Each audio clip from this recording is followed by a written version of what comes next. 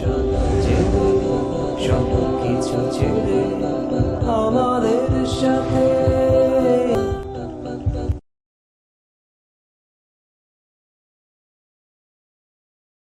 نحمده ونستعينه ونستغفره ونؤمن به ونتوكل عليه ونعوذ بالله من شرور أنفسنا ومن سيئات أعمالنا من يهده الله فلا مضل له ومن يضلله فلا هادي له ونشهد أن لا إله إلا الله وحده لا شريك له ونشهد أن سيدنا ونبينا ومولانا محمدا عبده ورسوله أرسله بالحق بشيرا ونذيرا وداعيا إلى الله بإذنه وسراجا منيرا صلى الله تعالى عليه وعلى آله وأصحابه وسلم تسليما كثيرا كثيرا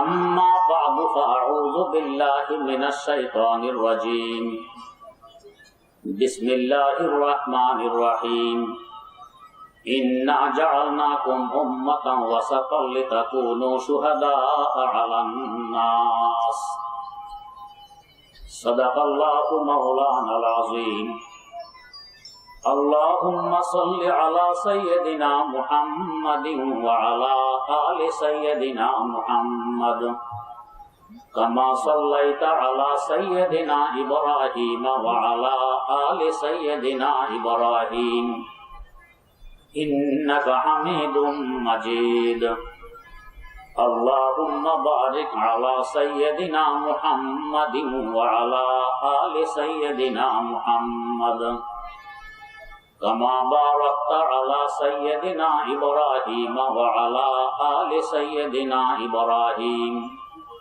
إنك حميد مجيد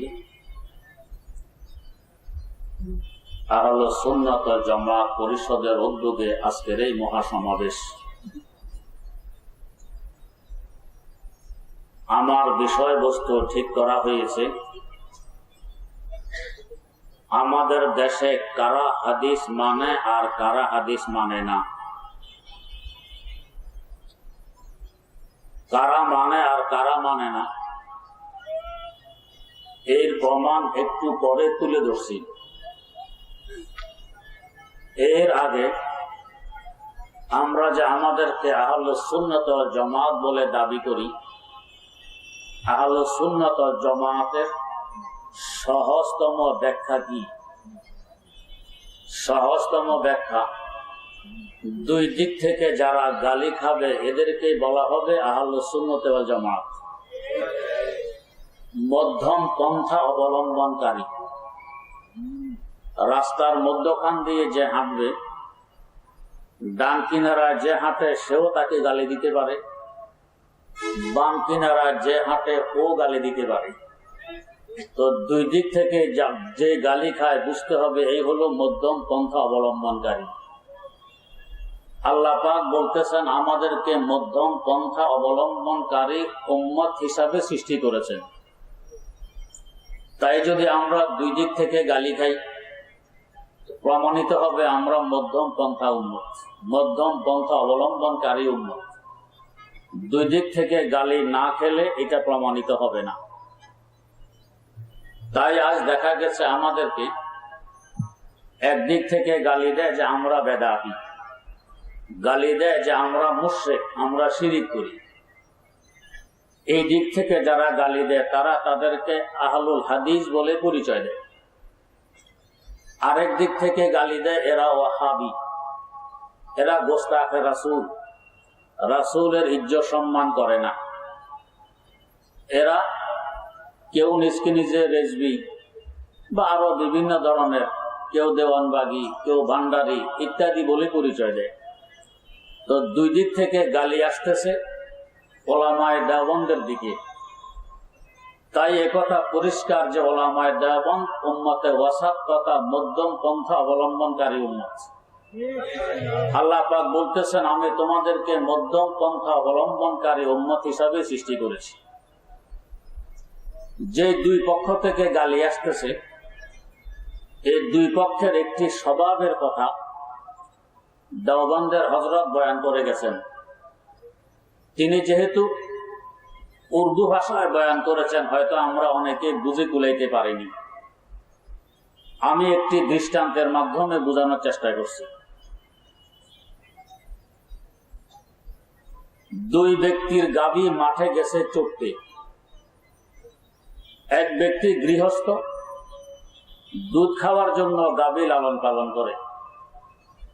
আরেক ব্যক্তি দুধ ব্যাপারী, দুধ বিক্রি করে পয়সা কামানোর জন্য গাভী লালন পালন করে। উভয় গাভীর সাথে গাভীর বাছুরও মাঠে আছে। গৃহস্থ নিজের পান করা অনুপাতে দুধ দহন করে নিয়ে আসে, বাকি দুধ গাভীর ওলানে থাকে, বাছুর খেয়ে দিয়ে খুব হৃষ্টপুষ্ট। দুধ ব্যাপারী পয়সার লালসায় ওলানে কোনো দুধ রাখে না, সব দুধ বের করে বাজারে বিক্রি করে দেয়। বাছুর বেচারা দুধ পান করার দুধ পায় না, তাই দুর্বল হতে হতে চামড়া হাড়ে লেগে গেছে। উভয় বাছুর মাঠে। দুই বাছুরের যখন সাক্ষাৎ, সাধারণত কম বয়স যাদের, চাই মানুষ হোক চাই অন্য কোনো প্রাণী হোক, কম বয়সের একটি বৈশিষ্ট্য থাকে, হার জিত দেয়, বিভিন্ন ধরনের খেলাধুলা। চুপচাপ কম বয়সের কেউ থাকতে পারে না, মানুষের ছেলেরাও পারে না। তো দুই বাছুরের সাক্ষাতে গৃহস্থের গাভীর বাছুর বলছে দুধ ব্যাপারীর গাভীর বাছুরকে, তুমিও এসেছ, আমিও এসেছি, বড় ভালো হয়েছে, চলো আমরা দুইজন হার জিত দিই, কে হারে কে জিতে দেখি। দুধ ব্যাপারীর গাভীর বাছুর তো বোঝে হার জিত দেওয়ার মতো শক্তি আমার দেহে নেই, কিন্তু যদি অস্বীকার করি বড় বেইজ্জতির কথা, তাই অস্বীকার না করে কয় ঠিক আছে দেই হার জিত। কেসে দিবে, এ বলে তুমি বলো, ও বলে তুমি বলো। ব্যাপারীর গাভী মোটেও বলে না। বাধ্য হয়ে গৃহস্থের গাভীর বাছুর বলছে চলো মারামারি করিস। ব্যাপারের গাভীর বাছুর দেখে আমার দাঁড়ানোর শক্তি নেই, মারামারি করবো কি দিয়ে? মারামারি করতে গেলে মার খাওয়া ছাড়া তো আর কোনো গতি নেই। তাই বলছে না, এটা কি ভালো কাজ? মারামারির মধ্যে কোনো হার জিত হবে না, অন্য কিছু বলো। গৃহস্থের গাভীর বাছুর বলছে তাহলে চলো দৌড় দিই, কে কার আগে যেতে পারে। ব্যাপারীর বাছুর দেখতেছে আমার হাঁটার শক্তি নিয়ে দৌড় দিব কি? না ভাই, এটাও হবে না। এখন গৃহস্থের গাভীর বাছুর বলছে আমি দুইটা বললাম, একটাও হবে না, এখন আমি আর বলবো না, তুমি বলো। দুধ ব্যাপারীর গাভীর বাছুর চিন্তা ফিকির করে বলতেছে হার জিত হবে, কে শুয়ে শুয়ে কতক্ষণ ঘুমাইতে পারে। মাছি যদি বিরক্ত করে বেশি থেকে বেশি কান নাড়া দিয়ে মাছি দাঁড়াইতে পারে, এটার মধ্যে হবে হার জিত। সুস্থবান কোন মানুষ কি সারাদিন শুয়ে থাকতে পারে? আর ও যেহেতু শক্তি নেই, শোয়া ছাড়া তো আর গতিয়ে নেই, তাই শুয়ে শুয়ে কে কতক্ষণ ঘুমাইতে পারে এর মধ্যে হবে হার জিত। এবারে আসুন, আমাদের যে গ্রুপ আমাদেরকে ওয়াহাবি বা গুস্তাখে রাসূল বলে গালি দেয়, এরা দেখবেন প্রায় চ্যালেঞ্জ করে। ওয়াহাবিদের চ্যালেঞ্জ করলাম, 1 লক্ষ টাকা চ্যালেঞ্জ। রাসূল গায়েব জানে, রাসূল নূরের তৈরি, রাসূল হাজার নাজের। ওলামায়ে দেওবন্দ এদিকে তেমন কোনো ভ্রুক্ষেপ করে না, কারণ ওলামায়ে কেরাম বোঝে যে চ্যালেঞ্জ করতেছে সে কত পানির মাছ। আপনারা বিভিন্ন সময় গাড়ি ঘোড়ায় চলতে ফিরতে দেখবেন বাসে ট্রেনে কিছু ওষুধ বিক্রেতা ওঠে, ওষুধ সামনে নিয়ে একটি বক্তব্য দেয়। তার বক্তব্য শুনলে মনে হয় আকাশের নিচে জমিনের উপরে এর থেকে ভালো ওষুধ আর নেই। এটা শুধু মুখে দেওয়ার দেরি, সকল রোগ দেহ থেকে ত্যাগ করবে দ্রুত গতিতে। এরা বক্তব্য দেওয়ার পরে চ্যালেঞ্জ করে কোন এমবিবিএস ডাক্তার যদি থাকেন, আমি চ্যালেঞ্জ করলাম, আজ পর্যন্ত কোন এমবিবিএস ডাক্তারকে তাদের চ্যালেঞ্জ গ্রহণ করতে দেখেছেন? না। কোন ডাক্তারই থাকে না তাদের বাসে কিংবা রেলগাড়িতে, এমন তো নয়, মাঝে মধ্যে থাকেও। এরপরও চ্যালেঞ্জ গ্রহণ করে না। কেন করে না?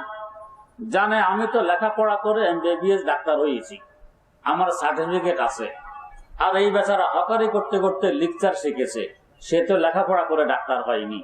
এর সাথে চ্যালেঞ্জ দিলে কি আমার ইজ্জত থাকে? এই জন্য এমবিবিএস ডাক্তার চ্যালেঞ্জ গ্রহণ করে না। তো আমাদেরও এই ভাইয়েরা চ্যালেঞ্জ দেয়, ওলামায়ে দেওবন্দ এদিকে ভ্রুক্ষেপ করে না, জানে চ্যালেঞ্জ কে দিতেছে। কিন্তু যখন মাথার উপরে উঠে আর গতি নেই, তো যুবক শ্রেণীর কিছু আলেমেরা ঠিক আছে চ্যালেঞ্জ গ্রহণ করলেন। করার পরে দিন তারিখ ঠিক, জায়গা ঠিক। এখন বহস যে হবে, কি দিয়ে হবে? এরা বলে তোমরা বলো, এরা বলে তোমরা বলো। ওরা তো বোঝে, আমরা কি আর বলবো। বাধ্য হয়ে ওলামায়ে দেওবন্দ বলেন বহস হবে কোরআন এবং হাদিস দিয়ে। এরা তো জানে কোরআন হাদিসটা আমরা পড়তেই পারি না জের জবর ছাড়া, এটা পড়বো কিভাবে? সর্বনাশ। কয় না, কোরআন হাদিস তো অনেক ঊর্ধ্বের ব্যাপার, এই নিয়ে কোনো বহস হবে না। তাহলে কি নিয়ে হবে বলো? তোমরা বলো। ওলামায়ে দেওবন্দ আবার বলে বহস হবে আমল দিয়ে। কার আমল মদিনার সাথে মিল খায়, কার আমল সাহাবা কেরামের সাথে মিলে, আর কার আমল হয় চিটাগাঙ্গের এই আমানত শাহ ব্রিজের দক্ষিণ পাড়ে ওদের সাথে মিলে।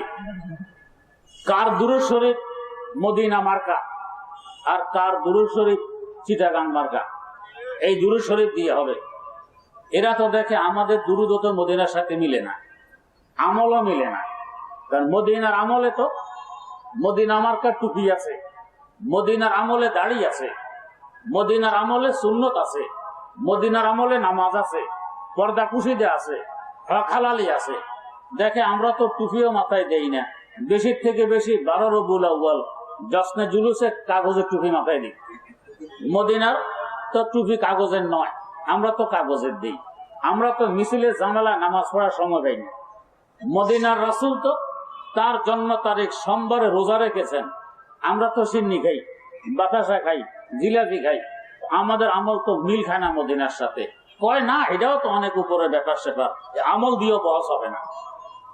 ওলামায়ে দেওবন্দ বলেন কিতাব দিয়ে হবে না, হাদিস দিয়ে হবে না, আমল দিয়ে হবে না, কি দিয়ে হবে বা তোমরাই বলো। অনেক চিন্তা ফিকির করে বলে হ্যাঁ বহস হবে সিন্নি কে কত বেশি খেতে পারে, এইটা দিয়ে বস। তাই দেখবেন কত সিন্নির আবিষ্কার। 12 রবিউল আউয়ালে একবার সিন্নি, ফাতিহা দোয়াজদা হবে আবার, ফাতিহা ইয়াজদা হবে আবার, আখেরি 4 সোমবার আবার। সিন্নির কোনো শেষ নেই। শবে বরাতে এক সিন্নি, শবে মেরাজে আরেক সিন্নি, শবে কদরে আরেক সিন্নি, ঈদের সময় তো আছেই। শুধু সারা বছর সিন্নি আর সিন্নি, সিন্নি দিয়ে বস। এটা হলো এক গ্রুপের বৈশিষ্ট্য, সিন্নিকে কত খাইতে পারে। আর আরেক গ্রুপ এরাও চ্যালেঞ্জ দেয়। আলহামদুলিল্লাহ এ পর্যন্ত আমি 4-5 জায়গায় গেছি, বেশি দূরে নয়, ঢাকা সারুলিয়া। আমাকে ফোন করলেন একজন হুজুর, চ্যালেঞ্জ দিয়ে গেছেন আমাদের আহলে হাদিস নামধারী আলেমরা, আমরা চ্যালেঞ্জ গ্রহণ করেছি, অমুক তারিখে জোহরের সময় বহস হবে, আপনাকে আসতে হবে।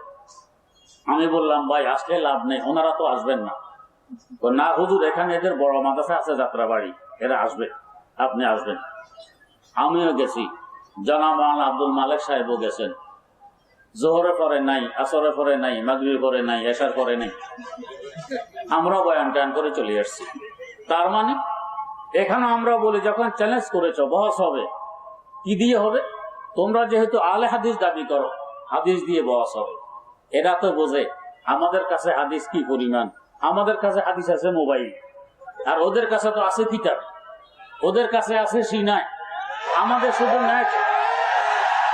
এখন দেখে যে না, হাদিস দিয়ে তো কুলেতে পারবো না, এদের সিনা থেকে তো হাদিস বেরিয়ে আসবে, আমাদের মোবাইল থেকে যদি সব হাদিস বের না হয় বড় মুশকিল। তো এটা দিয়ে হবে না, তাহলে আমল দিয়ে হবে।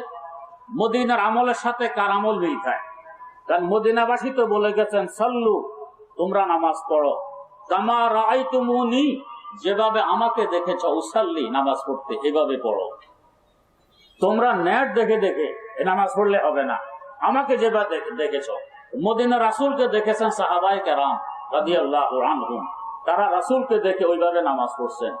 এই নামাজটা হযরত ইবনে মাসউদ রাদিয়াল্লাহু তাআলা আনহু কিতাব খুলে দেখুন, বলতেছেন তাবেঈনদেরকে, তার ছাত্রদেরকে, যে আমি কি ওই নামাজ দেখাবো তোমাদেরকে যে নামাজ রাসূলুল্লাহ সাল্লাল্লাহু আলাইহি ওয়াসাল্লাম পড়েছেন? কই জি দেখান। হুজুরের তাকবীরে তাহরিমা থেকে নিয়ে সালাম পর্যন্ত পুরা নামাজ দেখাইলেন। আহলে হাদিস দাবিদার বাইদের নামাজ ওই রাসূলের নামাজের সাথে মিল খায় না। তো এরা তো দেখে আমাদের নামাজও তো মিল খাবে না, রাসূল তো সেগাইয়া দাঁড়াইতেন, নামও তো সেগাইয়া দাঁড়ায়। কোন এলাকায় বলে সেদরাইয়া দাঁড়ানো, সেগানো সবাই নাও বুঝতে পারেন। উত্তরবঙ্গে এখানে গেছি, সেগানো বোঝে না। তো আমি দেখালাম এটাকে কি বলে, এটাকে বলে সেদরাইয়া দাঁড়ানো। তো আহলে হাদিস ভাই তো সেদরাইয়া দাঁড়ান বা সেগাইয়া দাঁড়ান, আল্লাহ নবী তো সেগাইয়া দাঁড়াইতেন না, সেদরাইয়া দাঁড়াইতেন না। তো প্রথমেই তো বেমিল, তো আমল দিয়ে তো বহস হবে না, আমাদের আমল তো মদিনার সাথে মিল খাবে না। তো তাহলে কি দিয়ে বহস?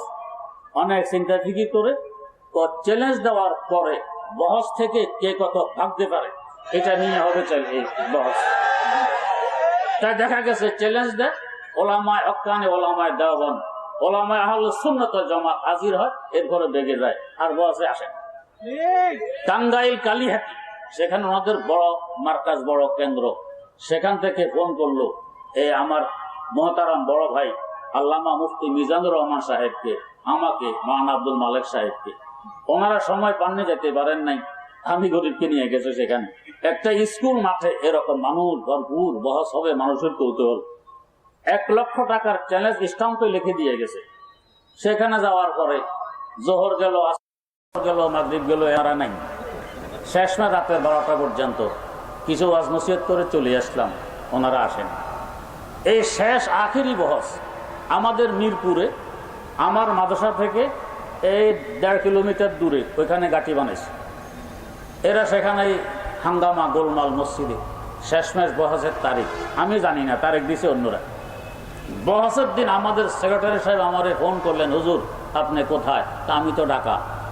ইন্নালিল্লাহ, আমরা তো মনে করছি আপনি নেই, আজকে তো বহস। কার সাথে বহস? আহলে হাদিসের সাথে। কোথায়? অমুক জায়গায়। ওদের ঘাটিতেও নয়, আমাদের মাদ্রাসাও নয়, মধ্যবর্তী স্থান ঠিক করছে, এখানে বহস। তো আমি তো আসি, তাইলে হুজুর একটু আসবেন।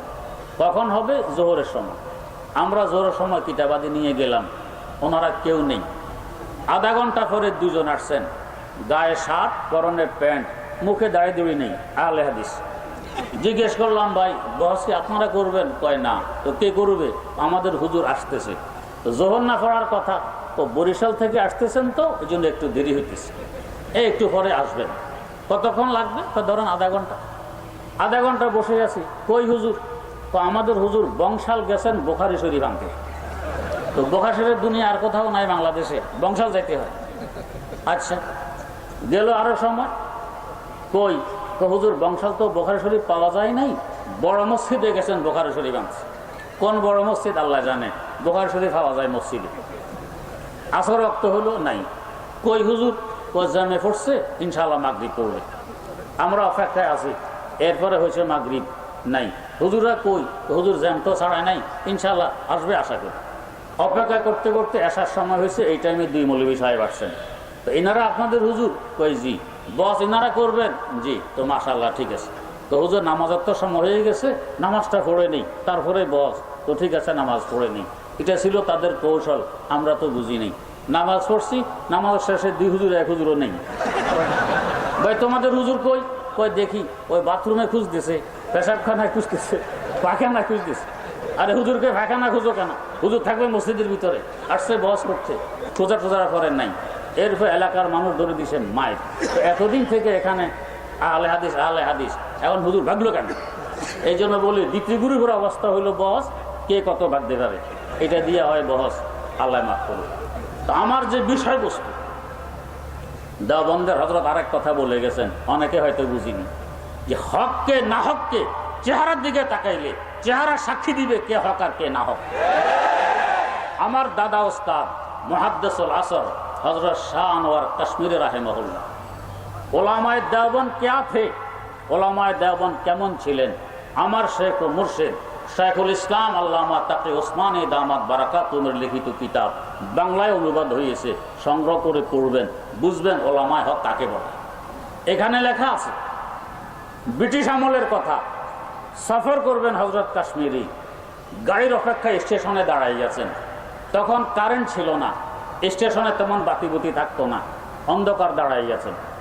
একজন হিন্দু হারিকেন হাতে করে পাশে দিয়ে যায়, দেখে যে মৌলভী সাহেব দাঁড়াই আছে, হারিকেন তুলে তার চেহারার দিকে তাকাইলেন। তাকানোর পরে হারিকেন রেখে বলতেছে, মৌলভী মুঝে মুসলমান বানা দিয়েছি। মৌলভী সাহেব আমাকে মুসলমান বানাই দেন। হুজুর এমনি তার হাত ধরে পড়ায় দিলেন, লা ইলাহা ইল্লাল্লাহু মুহাম্মাদুর রাসূলুল্লাহ। পরবর্তীতে হিন্দু বেচারাকে জিজ্ঞেস করা হইল, তুমি এই মৌলভী সাহেবকে চিনো?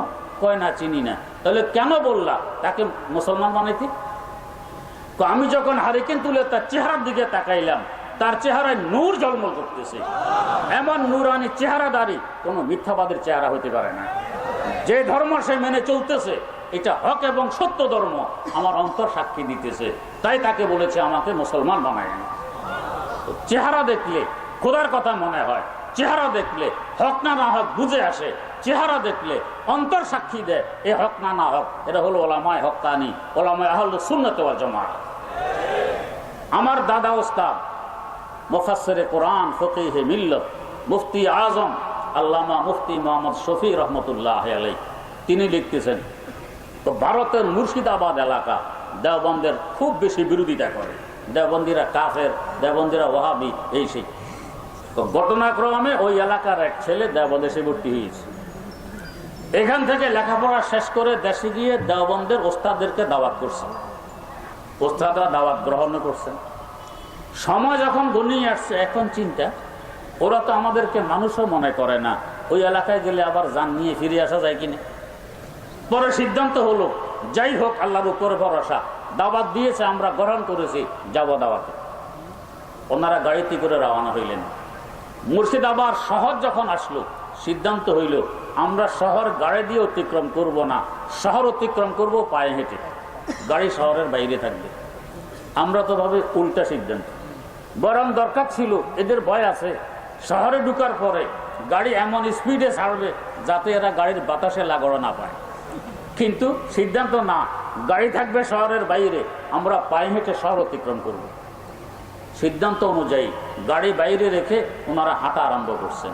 হাঁটার সিরিয়াল দিছেন, সকলের আগে রাখলেন মুহাদ্দিসুল আসর হযরত শাহ আনোয়ার কাশ্মীরি রাহিমাহুল্লাহ তাআলা। এরপরে শাইখুল ইসলাম আল্লামা শাব্বির আহমদ উসমানী রাহিমাহুল্লাহ তাআলাকে এভাবে সিরিয়াল দিয়ে ওনারা হাঁটতেছেন। আল্লামা মুফতি শফি রহমতুল্লাহ আলাইহি বলতেছেন, আমরা যখন হাঁটতেছিলাম দেখতেছি দোকানদার বেচা বিক্রি বন্ধ করে আমাদেরকে দেখতেছে, গ্রাহক কেনাকাটা বন্ধ করে আমাদেরকে দেখতেছে এবং বলতেছে, আমরা নিজ কানে শুনতেছি, यही वो लोग हैं जिन्हें हम काफिर कहते आ रहे हैं, अगर ये लोग काफिर हैं तो मुसलमान कौन होंगे। এরাই ওই সমস্ত মানুষ যাদেরকে আমরা এতদিন কাফের বলে আসছিলাম, এরা যদি কাফের হয় তাহলে মুসলমান আর কে হবে। তো এই এক হাঁটা হেঁটে গেছি, আবার হেঁটে আসছি। এরপর থেকে পুরা ভারতবর্ষ থেকে যত চাঁদা দেওবন্দে না আসে, একা মুর্শিদাবাদ থেকে এর থেকে বেশি চাঁদা আসা আরম্ভ হয়ে গেছে। ওলামায়ে হক্কানি, ওলামায়ে আহলুস সুন্নাত ওয়াল জামাতের পরিচয়, এদের চেহারা দেখলে অন্তর সাক্ষী দিবে এরা হক, এরা না হক নয়। এবারে আমি আমার বিষয়ে আসি, হাদিস কারা মানে আর কারা মানে না। আমার আহলে হাদিস ভাইদের দাবি, তো আমরা হাদিস মানি, এই জন্য আমাদের নাম আহলে হাদিস। এখানে প্রথমে আমার একটি প্রশ্ন, হাদিস সম্পর্কে যাদের সামান্যতম জ্ঞান আছে তারা জানেন দুনিয়ার সকল হাদিস এক প্রকারের নয়।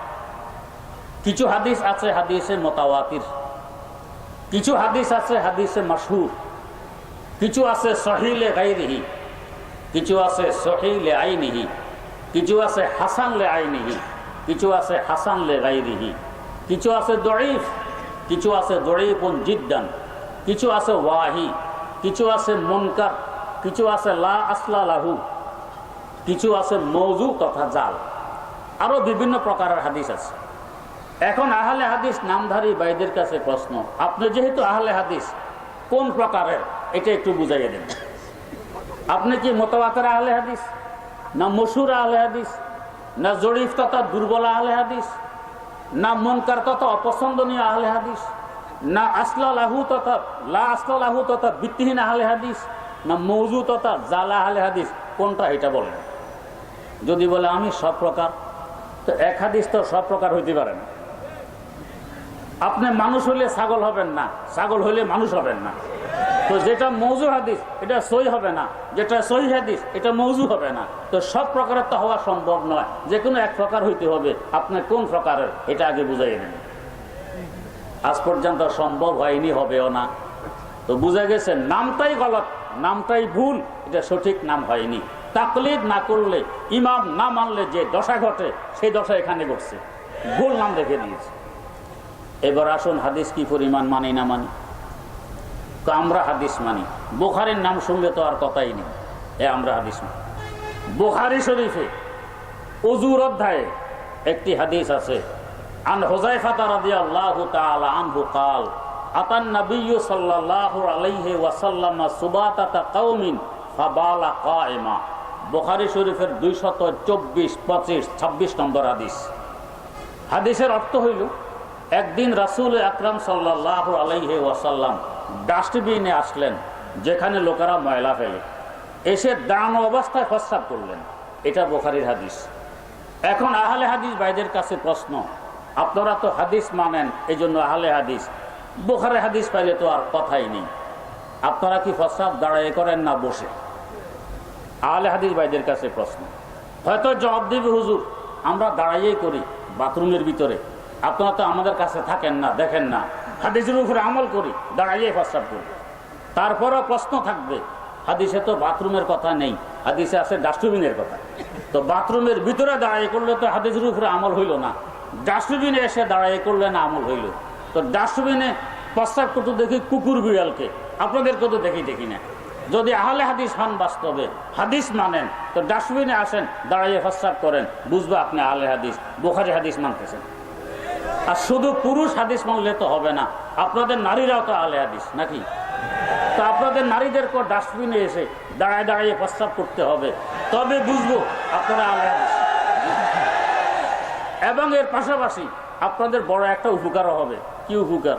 এখন তো আপনাদের অ্যাডভার্টাইজের জন্য টেলিভিশনে বক্তব্য দেন, লিফলেট বিতরণ করেন, চটি বই বিতরণ করেন ফ্রি, আপনাদের তো খরচ হয়। এখন থেকে যদি নারী পুরুষ একসাথে ডাস্টবিনে এসে দাঁড়ায় কাজটি আরম্ভ করেন, কিছুই লাগবে না, অ্যাডভার্টাইজ হয়ে যাবে, জাতি বুঝবে এরা আহলে হাদিস, এই জন্য দাঁড়ায় কাজ করতেছে। এই হাদিসের উপর তো একদিন আমল করতে দেখলাম না, বুখারীর হাদিস। তো আহলে হাদিস কিভাবে হইলেন? হাদিস তো ছেড়ে দিলেন, মানলেন না। এখন প্রশ্ন, আপনারা কেন করেন না? আমাদের জবাব, আমরা আহলুস সুন্নাত ওয়াল জামাত। দাঁড়িয়ে প্রস্রাব করছেন রাসূল কোনো ওজরের কারণে, কিন্তু দাঁড়িয়ে প্রস্রাব সুন্নত নয়, বসে প্রস্রাব করা সুন্নত। হযরত আয়েশা সিদ্দিকা রাদিয়াল্লাহু তাআলা আনহা থেকে হাদিস বর্ণিত, তো বসে প্রস্রাব করা সুন্নত, এই জন্য আমরা বসে করি, যেহেতু আমরা আহলে সুন্নত। আপনারা তো আহলে সুন্নতকে মুশরিক বলেন, তা আপনাদের দাঁড়াই করা দরকার ডাস্টবিনে এসে। আজ পর্যন্ত দেখলাম না আহলে সুন্নত কিভাবে হইলেন। 2 নম্বর, ইসলামে ঈমানের পর সবচেয়ে গুরুত্বপূর্ণ আমল হলো নামাজ। নামাজে প্রথমে দাঁড়াইতে হয়, ওজর না থাকলে দাঁড়াইয়ে নামাজ পড়া ফরজ। দাঁড়ানোর ব্যাপারে দেখি আহলুস সুন্নাত ওয়াল জামাত আর নামধারী আহলে হাদিস ভাইদের মধ্যে ব্যবধান। একটু আগেও বলেছিলাম, আমরা তো দাঁড়াই 2 পায়ের মধ্যখানে 4 আঙ্গুল পরিমাণ ফাঁকা রেখে। কারো যদি দেহ বেশি মোটা হয়, আরো বেশি ফাঁকা রাখলেও না জায়েজ নয়। কিন্তু আহলে হাদিস ভাইদেরকে দেখি, চাই মোটা হোক আর চিকন হোক, এই পরিমাণ সেদরায় কিংবা সেগায়, এই 7-8 জনে 100 ফুরা দখল। যদি 7-8 জন এভাবে সেগাইয়া দাঁড়ায়, তো 100 মসজিদের ফুরা দখল 7-8 জন। যেখানে আমরা দাঁড়াইতে পারি 15-20 জন, সেখানে হেরা 7-8 জনের পুরা সব দখল, সেগাইতে জায়গা দখল করে। যদি প্রশ্ন করা হয়, ভাই সেগাইলেন কেন বা সেগাইলেন কেন, জবাব দেখো, হাদিসের উপরে আমল করি। হাদিস কি? আমি পড়তেছি বুখারী শরীফের হাদিস। আন নুমান ইবনে বাশীর রাদিয়াল্লাহু তাআলা আনহু قال লা তুসাব্বুন্না সুফুফাকুম আও লা ইউখালিফান্নাল্লাহু বাইনা উজুহিকুম। এই হাদিসটি ইমাম বুখারী সহ বহু হাদিসের ইমাম সব সোজা করার অধ্যায়ে উল্লেখ করেছেন। বাবু তাসবিয়াতি সুফুফ, কাতার বরাবর করার অধ্যায়ে হাদিস উল্লেখ করেছেন। তার মানে ইমামরা একথা বুঝাইতে চাইছেন হাদিসটি হলো সব সোজা করার ব্যাপারে, সেদরাই কিংবা সেগানো দাঁড়ানোর ব্যাপারে নয়। এবারে হাদিসের অনুবাদ শুনুন, আপনারাই সিদ্ধান্ত দিবেন হাদিস কি সেগানোর জন্য না সব সোজা করার জন্য। হযরত নোমান ইবনে বশীর রাদিয়াল্লাহু তাআলা আনহু বলেন, রাসূল আকরাম সাল্লাল্লাহু আলাইহি ওয়াসাল্লাম ইরশাদ ফরমান, তোমরা খুব গুরুত্বের সাথে সব সোজা করবে। লা তুসাব্বুন্না সুফুফাকুম, গুরুত্বের সাথে সব সোজা করবে। যদি সব আঁকা বাঁকা থাকে, আও লা ইউখালিফান্নাল্লাহু বাইনা উজুহিকুম, তোমাদের মধ্যে আঁকা বাঁকা সৃষ্টি হবে, অন্তর বাঁকা হবে, দুই ভাই মিল থাকবে না, শুধু বেমিল আর বেমিল চলবে, তাই সব সোজা করবে। এতটুক রাসূলের হাদিস। এরপরে সাহাবী বলতেছেন, সুম্মা রাআইতু রাজুলান ইউলজিকু মানকিবাহু বিমানকিবি সাহিবিহি ওয়া রুকবাতাহু বিরুকবাতিহি ওয়া কা'বাহু বিকা'বিহি। তো হুজুরের এই হাদিস শোনার পরে সব সোজা করার গুরুত্বের ব্যাপারে আমরা দেখতেছি আমাদের সাথীদেরকে কাঁধের সাথে কাঁধ বরাবর করে দাঁড়াইতো, হাঁটুর সাথে হাঁটু বরাবর করে দাঁড়াইতো, টাকনুর সাথে টাকনু বরাবর করে দাঁড়াইতো। এই অনুবাদ করে আমরা আহলে হাদিস ভাইরা বলেন না, অনুবাদ ঠিক হয়নি। তো কি অনুবাদ ঠিক হবে? এখানে ইউলজিকু বাবে ইফরাদের যে এলজা, তার অর্থ হইল মিলানো, বরাবর করা নয়। তার অর্থ হবে কাঁধের সাথে কাঁধ মিলিয়ে দাঁড়াইতো, হাঁটুর সাথে হাঁটু মিলিয়ে দাঁড়াইতো, টাকনুর সাথে টাকনু মিলিয়ে দাঁড়াইতো। আমরা বলি এলজাকের আবিধানিক অর্থ মিলানো ঠিক, এখানে আবিধানিক অর্থে ব্যবহার হয়নি, পারিভাষিক অর্থে ব্যবহার হয়েছে। সবসময় আবিধানিক অর্থ ব্যবহার হয় না। কি দলিল? তো যদি মিলানো হয়, কাঁধের সাথে কাঁধ মিলানো, আপনি আপনার পার্শ্ববর্তী সাথীর সাথে যদি লেগেও দাঁড়ান, আপনার বাহু তার বাহুর সাথে মিলবে, কাঁধ কাঁধের সাথে মিলবে না। কারণ কাঁধ তো একটু খিচানো থাকে, চিপানো থাকে। দুইজনের কাঁধকে মিলাইতে হলে আপনি আপনার সাথীর দিকে বাম দিকে ঝুঁকতে হবে, আপনার সাথীকে আপনার দিকে তথা ডান দিকে ঝুঁকতে হবে, তবে দুজনের কাঁধ মিলবে। আচ্ছা, দুজনের মিলাইলে তো হবে না, সফে যত মুসল্লি আছে সবার মিলাইতে হবে। এখন আমার ডানে যে, তার দিকে যদি আমি ঝুঁকি, বামে যে আছে তার কাঁধের সাথে তো আর মিলবে না, তাই আমি তার ওই দিকে ঝুঁকতে পারবো না। আমার ডানে যিনি, তিনি আরেকটু বেশি ঝুঁকলে তার কাঁধ আমার কাঁধের সাথে মিলবে। তার ডানে যিনি, তিনি আরেকটু বেশি ঝুঁকলে তার কাঁধের সাথে মিলবে। তার ডানে যিনি আরেকটু বেশি, এই বেশি বেশি করতে করতে সফের শেষ মাথায় যে মুসল্লি, এই বেচারা শুয়ে গেল কি কাঁধের সাথে কাঁধ মিলবে? এমন উদ্ভট কথা বুঝে হাদিসে বলে। তারপরে যদি মেনে নিলাম মিলার কথা, তোমাদের অর্থ মানলাম, তো তোমরা জায়গায় দাঁড়ানোর কারণে দুই মুসল্লির কাঁধের মধ্যখানে দূরত্ব আরো বাড়ে না কমে? আরো বাড়ে।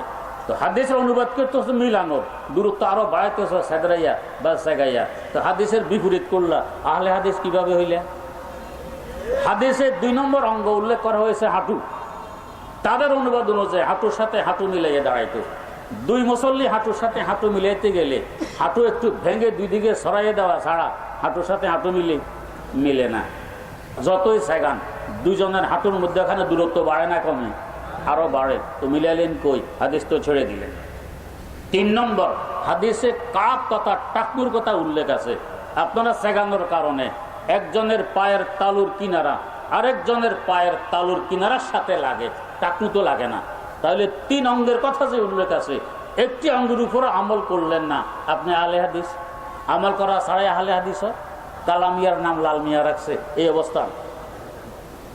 আচ্ছা, এবারে আসুন, নিয়ত বাঁধার সময় আমরা হাত তুলব, হাত তুলে তাকবীরে তাহরিমা বলবো। হাত তোলার ব্যাপারে হাদিসে 4 প্রকারের হাদিস আছে কিতাবে। 1 নম্বর, ইলা ফুরু'ে শরীফের হাদিস, কানের উপর পর্যন্ত হাত তোলা হইত। 2 নম্বর, ইলা শাহামাতে উজুনাইহে, কানের লতি পর্যন্ত হাত তোলা হইত। 3 নম্বর, ইলা মানকিবিহি, কাঁধ পর্যন্ত হাত তোলা হইত। 4 নম্বর, ইলা সদর, সিনা পর্যন্ত হাত তোলা হতো। এই 4 প্রকারের হাদিস আছে। এবার আসুন, আহলে হাদিস ভাইয়েরা, চাই নারী হোক আর পুরুষ হোক, সকলে সিনা পর্যন্ত হাত তোলে, এর উপরে হাত তোলে না। নারী পুরুষের সমান অধিকার, এই জন্য এক রকমের নামাজ পড়তে চায় সিনা পর্যন্ত। তাহলে 1 হাদিসের উপরে আমল হইল, 3 হাদিস বাদ পড়লো। চারের মধ্যে 3 বাদ 1 ধরলো, 3 ছাড়লো, তো ছাড়ার সংখ্যা বেশি না মানার সংখ্যা বেশি? ছাড়ার সংখ্যা বেশি। এবারে আসুন হানাফি মযহাবে। হানাফি মযহাব বলে 4টি যেহেতু হাদিস, একটিও বাদ দেওয়া যাবে না, এমনভাবে আমল করতে হবে যাতে প্রত্যেক হাদিসের উপরে আমল হয়ে যায়। তো তা কিভাবে হবে? তা হবে বৃদ্ধাঙ্গুলির মাথা থাকবে কানের লতি বরাবর, অটোমেটিক অন্য আঙ্গুল কানের উপরে পৌঁছে যাবে। হাতের তালু কাঁধ বরাবর থাকবে। একসাথে পুরুষদের 3 হাদিসের উপরে আমল হবে, আর নারীরা সিনা পর্যন্ত হাত তুলবে, তাহলে সিনা পর্যন্ত হাত তোলার হাদিসের উপরে আমল হবে, একটি হাদিসও বাদ পড়বে না। তাহলে বলুন হাদিস মানলো কারা, ছাড়লো কারা? আহলে সুন্নাত জামাত 4টি হাদিসের উপরে আমল করলো, এরা আহলে হাদিস হয় না মুশরিক হয়? ওনারা 3টি ছেড়ে দিলেন, একটি মানলেন, তারপর ওনারা আহলে হাদিস হন। কত সুন্দর কথাবার্তা। এখন প্রশ্ন, নারীরা সিনা পর্যন্ত কেন তুলবে? এরা কানের উপর পর্যন্ত তুলুক। এটা 2 কারণে তুলবে না। এক কারণ হইল নারীদের পর্দা পুশিদা সতরের ব্যাপার স্যাপার আছে, তারা যদি হাত কান পর্যন্ত তুলতে যায়, ওড়না দোপাট্টা কিংবা হেজাব যদি ছোট হয়, পর্দা লঙ্ঘন হবে। এই জন্য তারা সিনে পর্যন্ত তুলবে। ওড়না আর হেজাব যত ছোটই হোক পর্দা লঙ্ঘন হবে না। পুরুষের যেহেতু এখানে সতরের মশালা নেই, তা এরা উপর পর্যন্ত তুললে সমস্যাও নেই। 2 নম্বর কারণ, মুআজামে তবরানি আল মুআজামুল কাবীর লি তবরানি 35 খণ্ডের একটি হাদিসের কিতাব। এই কিতাবের মধ্যে উল্লেখ আছে নারীরা হাত তুলবে সিনা পর্যন্ত। এই হাদিসের আলোকে আমরা বলে নারীরা সিনা পর্যন্ত তুলবে আর পুরুষেরা আরো উপরের দিকে তুলবে। এরপরে আসুন হাত বানবো কিভাবে? এখানে 2 রকমের হাদিস। তিরমিজি শরীফে হাদিস আছে ইয়াখুযু বিয়ামিনিহি শিমালাহু, হুজুর ডান হাত দিয়ে বাম হাতকে ধরতেন। ইয়াখুযু মানে ধরা। আর আবু দাউদ শরীফে হাদিস আছে ইয়াজাউ ইয়ামিনাহু আলা শিমালিহি, হুজুর ডান হাতকে বাম হাতের উপরে রেখে দিতেন। এক হাদিস হলো রাখা, এক হাদিস হলো ধরা। এবারে আসুন আহলে হাদিস ভাইয়েরা, নারী হোক আর পুরুষ হোক, ডান হাতকে বাম হাতের কোনই পর্যন্ত নিয়ে রেখে দেন। তা আবু দাউদে যে রাখার হাদিস, এর উপরে আমল হইল। তিরমিজির যে ধরার হাদিস, এটা বাদ পড়ে গেল। 2 হাদিসের 1 হাদিস ধরলো, 1 হাদিস ছাড়লো, অর্ধেক মানলো, অর্ধেক ছাড়লো। আসুন হানাফি মাযহাবে। শরহে মুনিয়া নামী কিতাব খুলে দেখুন, বেশি দূরে যাওয়া লাগবে না, মাত্র 1 খণ্ডের কিতাব। এখানে ব্যাখ্যা লেখা আছে 2টি যেহেতু রাসূলের হাদিস, একটিও বাদ দেওয়া যাবে না। এমনভাবে আমল করতে হবে যাতে উভয় হাদিসের উপরে আমল হয়ে যায়। তো তা কিভাবে? তা হবে তুমি তোমার কনিষ্ঠা এবং বৃদ্ধাঙ্গুলি দিয়ে হাত ধরো, তাহলে তিরমিজির ধরার হাদিসের উপরে আমল হবে। অনামিকা মধ্যমার তর্জনী উপরে রেখে দাও, তাহলে রাখার হাদিসের উপরে আমল হয়ে যাবে। তাহলে হানাফি মাযহাবওয়ালারা উভয় হাদিসের উপরে আমল করলো, এরা আহলে হাদিস হতে পারলো না, হইল মুশরিক। আর ওনারা অর্ধেক ধরলেন, অর্ধেক ছাড়লেন, হয়ে গেছেন আহলে হাদিস। বড় সুন্দর কথা। আচ্ছা, এরপরে হাত বাঁধবো কোথায়? আহলে হাদিস ভাইয়েরা বাঁধেন সিনার উপরে, আমরা বাঁধি নাভির নিচে। তারা কেন সিনার উপরে বাঁধেন, আমরা কেন নাভির নিচে বাঁধি? তারা সহিহ ইবনে খুজাইমার একটি হাদিস পেশ করেন সিনার উপরে হাত বাঁধার, এই জন্য সিনার উপরে বাঁধেন। আর আমরা ইমাম বুখারী রহমতুল্লাহ আলাইহির উস্তাদ ইমাম আবু বকর ইবনে আবি শাইবা রাহিমাহুল্লাহ, তার সংকলিত হাদিসের কিতাব আল মুসান্নাফ 25 খণ্ডে ছেপে এসেছে। আমাদের কাছে আছে কিতাবটি। এই কিতাবে 5 জন সাহাবী থেকে সহি সনদে, সহি সূত্রে নাভির নিচে হাত বাঁধার হাদিস বর্ণিত আছে। হযরতে আব্দুল্লাহ ইবনে ওমর, হযরতে ওমরে ফারুক, হযরতে আবু মুসা আশআরী, হযরতে আলী মুরতাজা রাদিয়াল্লাহু তাআলা আনহুম, এদের থেকে হাদিস বর্ণিত রাসূল নাভির নিচে হাত বাঁধতেন। এমনকি হযরত আলী মুরতাজা রাদিয়াল্লাহু তাআলা আনহু তো বলেন ওয়াজরুল ইয়াদাইনে তাহাতা সুররাতে মিনাস সুন্নাহ, উভয় হাতকে নাভির নিচে বাঁধা হলো নবীর তরিকা, নবীর সুন্নত। এই জন্য আমরা নাভির নিচে বাঁধি, ওনারা বাঁধেন বুকের উপরে। এবারে একটু দেখি বুকের উপরে হাত বাঁধার হাদিসটির অবস্থাটা কি। বুকের উপরে হাত বাঁধার হাদিস সহিহ ইবনে খুজাইমা, তার টিকা দেখুন, লেখা আছে হাদিসুন জরিফ। কেন?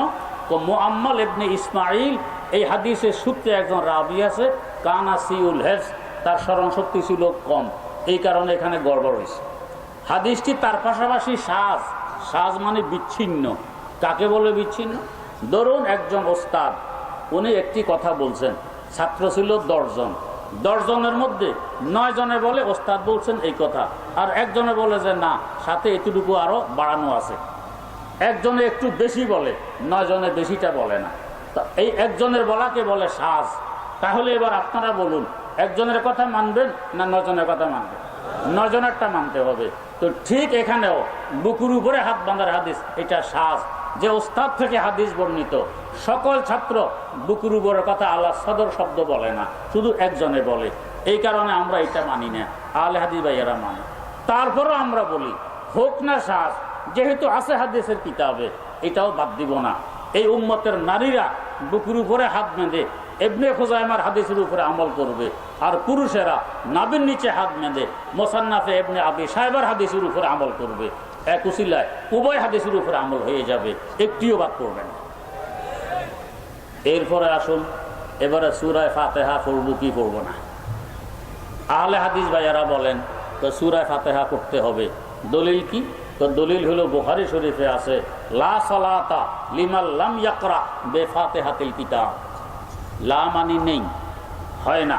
সালাত মানে নামাজ, নামাজ নেই, নামাজ হয় না। ইল্লা তবে বেফাতিহাতিল কিতাব, কিতাবের সূরা ফাতিহার মাধ্যমে, অর্থাৎ সূরা ফাতিহা না পড়লে নামাজ হয় না। এই হাদিস দিয়ে দলিল দেন মুক্তাদিকে সূরা ফাতিহা পড়তে হবে। একটু আবার হাদিসের শব্দগুলো বলতেছে, খেয়াল করুন। লা সালাতা লিমান লাম ইয়াকরা বিফাতিহাতিল কিতাব। এই হাদিসের শব্দের মধ্যে মুক্তাদি শব্দ আছে? নেই। তাহলে এই হাদিস দিয়ে মুক্তাদিকে কেরাত করতে হবে, দলিল কি হিসাবে দেন? মুক্তাদি শব্দ তো আপনি সংযোজন করছেন, আল্লাহ রাসূল তো বলেননি। তো নিজে একটা শব্দ সংযোজন করে হুকুম লাগাইতেছেন যে মুক্তাদিকে সূরা ফাতিহা পড়তে হবে। এই হুকুম তো আপনার পক্ষে হইল, রাসূলের পক্ষে তো হইল না। তো তাহলে আপনারা কেন পড়েন না? হুজুর আসছেন না? মাশাআল্লাহ, বা হুজুর চলে আসছেন। আশা করি বুঝতে পারছেন হাদিস কারা মানে আর হাদিস কারা মানে না। আল্লাহ পাক সহি বুঝে আমাদেরকে আমল করার তৌফিক দান করুন। রাত অনেক হয়েছে, হুজুর চলে আসছেন, এখন হুজুরে বয়ান করেন ইনশাআল্লাহ। না হুজুর শেষ।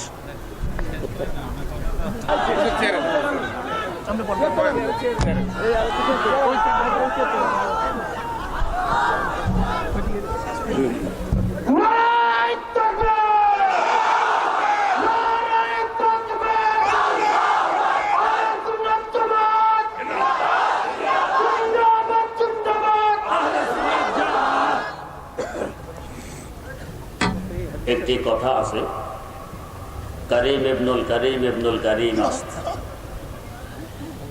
হযরত মাওলানা পাশে বসা মুফতি ফজল করিম সাহেব দামাত বারাকাতুহুম, আমরা কিন্তু সকলে ওনার অপেক্ষায় আছি। কিন্তু উনি এসে নিচে বসে গেছেন। নিজেও কারিম ভদ্র, ছেলে আরেক কারিমের, আরেক ভদ্রের ছেলে, আর নাতিও আরেক ভদ্রের নাতি। আল্লাহু আকবার। করিম ইবনুল করিম আস্ত। ওনার আব্বাজান রাহিমাহুল্লাহু তাআলা কথা বললে চোখে পানি আসে। ওনার সাথে আমার করাচি থাকতে খুব সম্পর্ক। প্রতি বছর যাইতেন পাকিস্তানে, এয়ারপোর্ট গিয়ে জিজ্ঞেস করতেন আমার কথা উনি আছেন কিনা। হুজুরের মজলিসে উর্দুতে বয়ান করতে হইতো। দারুল করাচিতে থাকতাম, হুজুর এখানে আমার কামরাও আসতেন। হুজুরের সাথে অনেক আন্তরিকতা। দেশও দেখছি, গাড়ি বালির মধ্যে আটকা পড়ছে, মুরিদদের সাথে হুজুর নিজের ঠেলতেছেন গাড়ি। আল্লাহ, এরকম পীরের নজির, এরকম দৃষ্টান্ত খুঁজে পাওয়া তো কঠিন যে নিজে গাড়ি ঠেলতেছে মুরিদদের সাথে। আমাদের বাড়ি থেকে 8 কিলোমিটার দূরে হুজুরের মাহফিল। আমি রাত্রে বলছি, হুজুর যদি সকালে আমাদের বাড়ি একটু তসলিম দিতেন আমাদের বড় ভালো হইত। সকালে লোক পাঠাইছি, আগে হুজুর বাড়িতে এসে হাজির। হুজুর বলতেছেন এক লোক এদিকে যাইতেছে, আমার সন্দেহ হয়েছে বোধহয় আপনার লোক যায়, আমি তার আগে চলে এসছি। আল্লাহ। তো এই কারিম এদেরকে বলা হয় ভদ্র। আসলে বয়ান আমরা হুজুরের শুনবো, যাই হোক হুজুরের অনুরোধ, এটা মানা আমার উপরে কর্তব্য, তাই বলতেছি আর কি। সূরা ফাতিহা আমরা পড়বো কি পড়বো না, যে হাদিস যে ওনারা পড়ার কথা বলেন, এই হাদিসে মুক্তাদি শব্দ নেই। অতএব মুক্তাদিকে পড়তে হবে, এই কথা বলা সঠিক নয়। আমরা কেন পড়ি না? আমরা পড়ি না কোরআনে কারিমে আল্লাহ পাক বলতেছেন, ওয়াইজা কুরিআল কুরআনু ফাসতামিউ লাহু ওয়া আনসিতু লাআল্লাকুম তুরহামুন। তাফসীরের কিতাবগুলো খুলে দেখুন, অধিকাংশ তাফসীরি কিতাবে লেখা আছে এই আয়াতটি নামাজের ব্যাপারে অবতীর্ণ হয়েছে। এই হিসাবে অর্থ দাঁড়ায় ওয়াইজা কুরিয়াল কোরআন ও ফিসসালা, নামাজে যখন কোরআন তেলাওয়াত করা হয় ফাস্তামিউ লাহু, কান পেতে শোনো। কান পেতে শোনা কাকে বলে? আমি যদি কথা বলি সাথে আপনারাও বলেন, এটাকে কান পেতে শোনা বলা হবে? হবে না। হ্যাঁ, চুপচাপ যদি শোনেন এটাকে বলা হবে কান পেতে শোনা। তো ফাস্তামিউ লাহু, কান পেতে শোনো, এতটুকুর দ্বারাই বুঝে আসে চুপ থাকতে হবে, কেরাত পড়া যাবে না। কিন্তু আমার আল্লাহর দৃষ্টিতে অতীত বর্তমান ভবিষ্যৎ এক, কোনো ব্যস্তম নেই। তিন কাল তো আমাদের হিসাবে, আমার আল্লাহর কাছে সব সমান। আল্লামা কারামাত আলী জৌনপুরি রহমতুল্লাহ আলাই মেফতাহুল জান্নাহ নামী কিতাবে লিখে গেছেন আমার আল্লাহর কাছে যে সব সমান।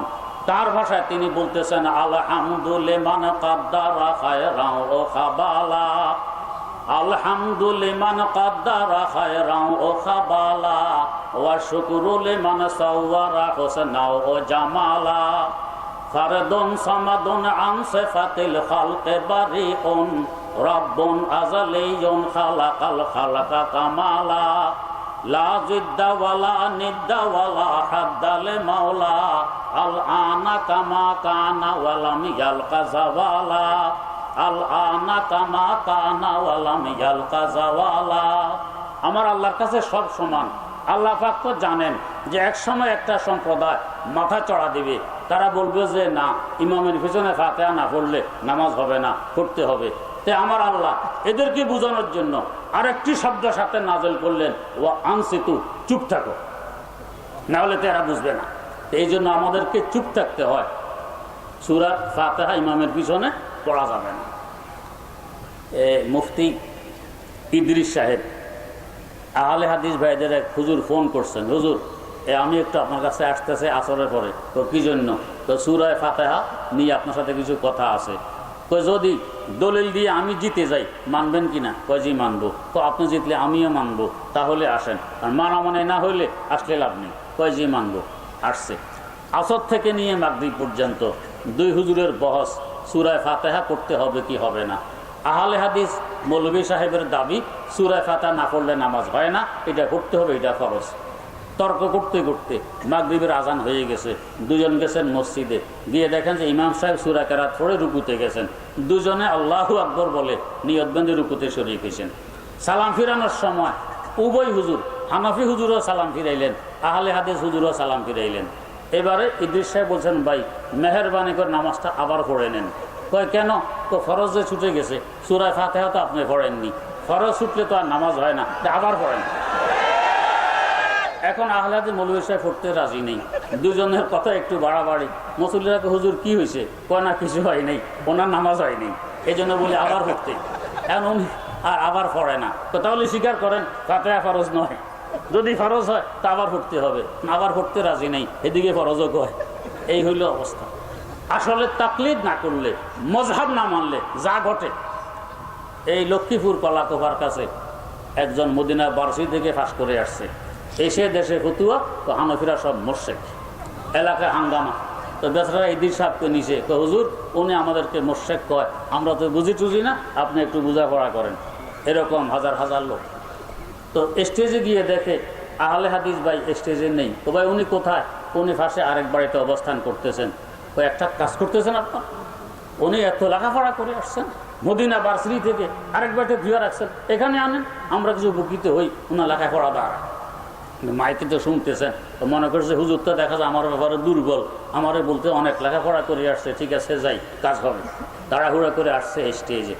আসার পরে হুজুর জিজ্ঞেস করতেছেন, ভাই হানফিরা মোরশেক, মানুষে বলে আপনারা কি বলতেছেন? আসলে কি মানুষের মিথ্যা কথা বলে না আপনিই বলেন? কয় না আমিও বলি, এরা মোরশেক। আপনি বলেন? কই জি। তো আপনার আব্বার বিয়ে পড়াইছে কে? তো আমার আব্বার বিয়ে পড়াইছে আমাদের মসজিদের ইমাম সাহেব হুজুর। হুজুর হানফি ছিল না আহলে হাদিস? হুজুর ছিল হানফি। তাহলে মোরশেকে পড়াইছে আপনার আব্বা হানফি না আহলে হাদিস? তো আমার আব্বা হানফি। তো এক মোরশেক আরেক মোরশেকের বিয়ে পড়াইছে, হয়েছে এই সমস্ত বিয়েটি। এই বিয়ে থেকে আপনি জন্ম নিয়েছেন, এখন বলেন আপনি হারামজাদা না হালাল জাদা? এটা বলে বেচারা তাড়াতাড়ি রুমাল চেহারা উপর দিয়া স্টেজ হয়ে যাইতেছে। জান কই আগে প্রমাণ দেন আপনি কোন জাদা। তাকলিদ না করলে, ইমাম না মানলে যা হয় হারি তাই হইতেছে এই অবস্থা। কথা বেশি বাড়াবো না, এক কথায় বলে চলে যায়, হুজুর বয়ান করবেন। এই যে সামনে রমজান আসতেছে, দেখবেন লিফলেট বিতরণ, চটি বই বিতরণ, হুলুস্থুল, তার টাকা করতে হবে। হাদিসে কি আছে না আছে আপনারা অনেক শুনছেন, বুঝছেন। আমি একটা সাধারণ জ্ঞানের কথা বলি। আপনি এখান থেকে গুলিস্তান যাবেন, একজনকে জিজ্ঞেস করছেন, ভাই গুলিস্তান যাওয়ার ভাড়া কত, বাস ভাড়া কত? উনি বলেন বাস ভাড়া 8 টাকা। আরেকজনকে জিজ্ঞেস করলেন বাস ভাড়া কত? উনি বলেন 20 টাকা। এখন আপনি বাস স্টেশন যাওয়ার সময় পকেটে 8 টাকা নিয়ে যাবেন না 20 টাকা নিয়ে যাবেন বলেন তো? কারণ 8 টাকা নিয়ে গেলে যদি বাস্তবে ভাড়া 20 টাকাই হয়, তো গুলিস্তান যাওয়া তার কপালে জুটবে না। উল্টা যে রিক্সা ভাড়া দিয়ে গেছেন সেটাও জুটবে না। তাই 20 টাকা নিয়ে যেতে হবে। যদি ভাড়া 20 টাকা হয়, 20 টাকা দিয়ে গুলিস্তান যাবেন। যদি 8 টাকা হয়, 8 টাকা দিয়ে গুলিস্তান যাবেন, বাকি 12 টাকা দিয়ে নাস্তা খাবেন, বড় আরাম। এবারে আসুন, নামাজ হলো বেহেশতের ভাড়া। আসসালাতু মিফতাহুল জান্নাহ, বেহেশতের চাবি মানে বেহেশতের ভাড়া হলো নামাজ। কাউন্টার হলো হাসর মাঠ। যাইতেছেন এদিকে, আল্লাহ পাক যে সরে কই যাও, কই বেহেশতে, তো ভাড়া দিতে হবে না, আসো ভাড়া দিয়ে যাও। আসছেন, তো নামাজ আনছো, তো আনছি। তো তারাবিও তো নামাজ আনছো, কয় যে আনছি, কয় রাকাত, তো আনছি 8 টাকা। যদি বাস্তবে আমার আল্লাহর দৃষ্টিতে তারাবির ভাড়া 20 টাকাতেই লাগে, কিন্তু বাকি 12 কই নাই, কই তাহলে এদিকে যাও, ভাড়া তো নেই। আর হানফিদের কিছু জিজ্ঞেস করে, ভাড়া আনছো, আনছি, তারাবি আনছো, আনছি, কয় রাকাত, 20 টাকা, তো যাও এদিকে যাও। আর যদি 8 টাকাতে হয় আমার আল্লাহর দৃষ্টিতে, তারপরেও হানফিরা বা আল্লাহ এই নেন 8 টাকা, বাকি 12, তো এটা তো নফল, বেহেশতে নাস্তা খাওয়া যাবে। এই কমন সেন্সটা নাই। কেন নাই? তাকলিদ যে করে না, মজহাব মানে না, ইমাম মানে না, এই জন্য এই বুদ্ধিটাও নেই। তাই 8 টাকা নিয়ে ফাড়াফাড়ি করে। আল্লাহ মাফ করুক, সহি বোঝার তৌফিক দেখ। বা হুজুরের সময় আমি আর বেশি নষ্ট করতে চাই না, বয়ান হুজুরে করবেন। সুবহানাল্লাহি ওয়া বিহামদি, সুবহানাকাল্লাহুম্মা ওয়া বিহামদিক, আশহাদু আল্লা ইলাহা ইল্লা আনতা। বছর সম্মেলনে আসবেন ওয়াদা করে বলেন ইনশাআল্লাহ। আগামী বছর ইনশাআল্লাহ আল্লাহ হায়াতে রাখলে আমরা মুফতি দেওয়া সবকে চাই কিনে হাত তুলিয়া ইনশাআল্লাহ, আল্লাহ তৌফিক দিলে ইনশাআল্লাহ। মাশাআল্লাহ।